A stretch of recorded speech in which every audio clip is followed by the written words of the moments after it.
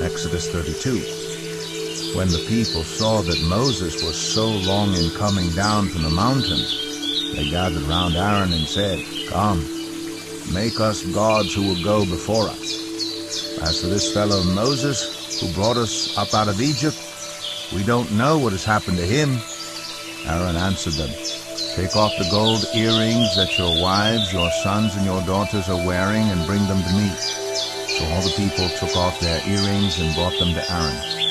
He took what they handed him and made it into an idol, cast in the shape of a calf, fashioning it with a tool. Then they said, "These are your gods, Israel, who brought you up out of Egypt." When Aaron saw this, he built an altar in front of the calf and announced, "Tomorrow there will be a festival to the Lord." So the next day the people rose early and sacrificed burnt offerings and presented fellowship offerings.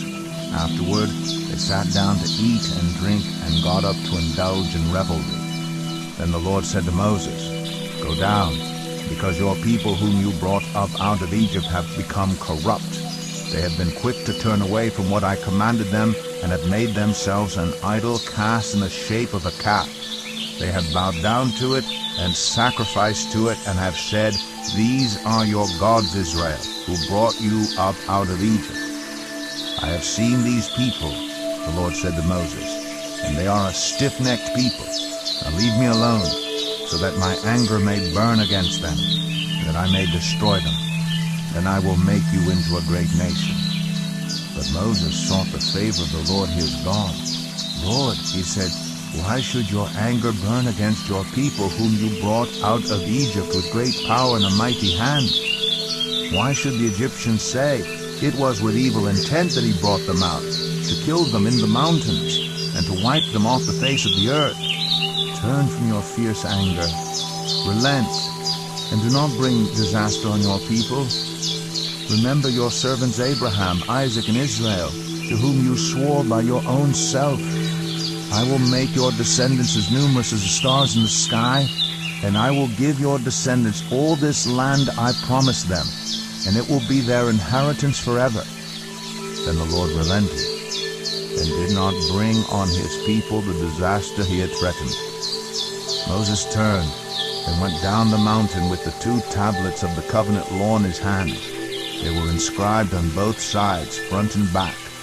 The tablets were the work of God. The writing was the writing of God, engraved on the tablets. When Joshua heard the noise of the people shouting, he said to Moses, "There is the sound of war in the camp." Moses replied, "It is not the sound of victory. It is not the sound of defeat. It is the sound of singing that I hear."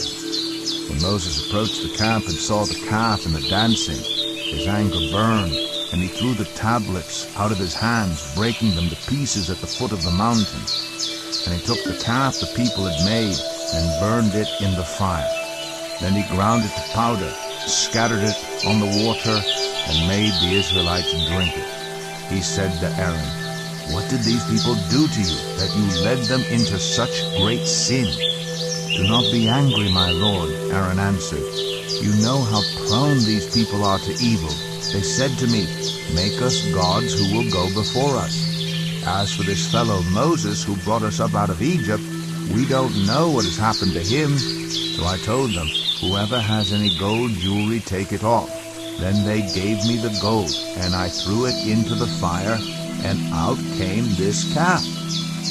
Moses saw that the people were running wild, and that Aaron had let them get out of control and so become a laughingstock to their enemies. So he stood at the entrance to the camp and said, "Whoever is for the Lord, come to me." And all the Levites rallied to him. And he said to them, "This is what the Lord, the God of Israel, says. Each man strap a sword to his side. Go back and forth through the camp from one end to the other, each killing his brother and friend and neighbor." The Levites did as Moses commanded, and that day about 3,000 of the people died. Then Moses said, "You have been set apart to the Lord today, for you were against your own sons and brothers, and he has blessed you this day." The next day Moses said to the people, "You have committed a great sin. But now I will go up to the Lord. Perhaps I can make atonement for your sin." So Moses went back to the Lord and said, "Oh, what a great sin these people have committed. They have made themselves gods of gold. But now, please forgive their sin. But if not, then blot me out of the book you have written." The Lord replied to Moses, "Whoever has sinned against me, I will blot out of my book. Now go, lead the people to the place I spoke of, and my angel will go before you. However, when the time comes for me to punish, I will punish them for their sin." And the Lord struck the people with a plague because of what they did with the calf Aaron had made. Exodus